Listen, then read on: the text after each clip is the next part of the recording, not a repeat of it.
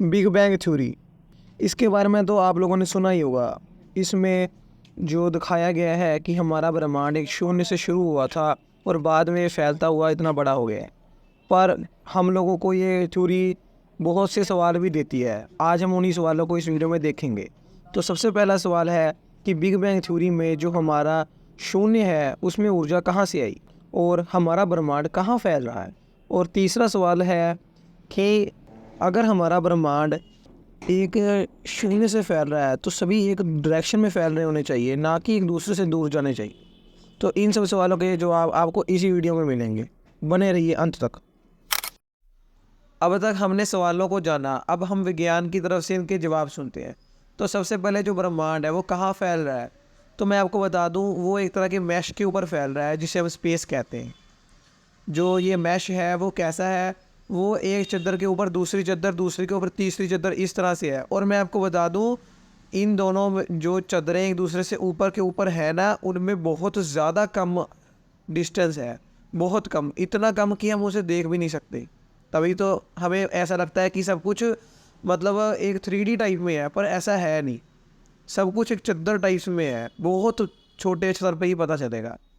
दूसरा सवाल था कि शून्य में एनर्जी कैसे आई, तो मैंने जो बताया ये चद्दरें, इन चद्दरों में हो सकता है कि एक समय पर क्वांटम मैकेनिज्म के हिसाब से फ्लक्चुएशंस उत्पन्न हुई हो और उन फ्लक्चुएशंस के कारण ही एनर्जी जनरेट हुई। अब ये फ्लक्चुएशंस कैसे क्रिएट हुई, तो मैं आपको बता दूं जो क्वांटम मैकेनिज्म है वो ये कहता है कि जो हमारा स्पेस है वो पूरी तरह से खाली नहीं है। मतलब उसमें कई तरह की वेव्स अपने आप बनती और उठती रहती हैं।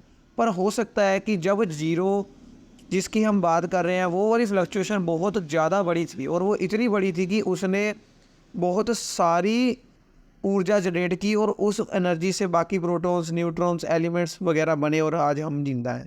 और पर विज्ञान ये भी कहता है कि ये भी हो सकता है कि कभी कोई ज़ीरो थी ही नहीं, कि हो सकता है कि हमारा ब्रह्मांड कभी बिग बैंग थ्योरी के कारण बना ही नहीं। ये भी हो सकता है कि हमारा ब्रह्मांड बहुत पहले से ही मौजूद हो, क्योंकि इतनी छोटी धरती से बैठ के हम ये नहीं कह सकते कि हमारा ब्रह्मांड किसी एक दिशा से फैलना शुरू हुआ होगा। जैसे सूर्य फटता है और हमने सुना है सुपरनोवा होता है और एकदम क्लाउड फैलने शुरू हो जाते हैं, उस तरीके से एक बिग बैंग हुआ हो, ऐसा हम कह नहीं सकते, क्योंकि हम बहुत ही छोटे स्तर पर चेकिंग कर रहे हैं ब्रह्मांड की।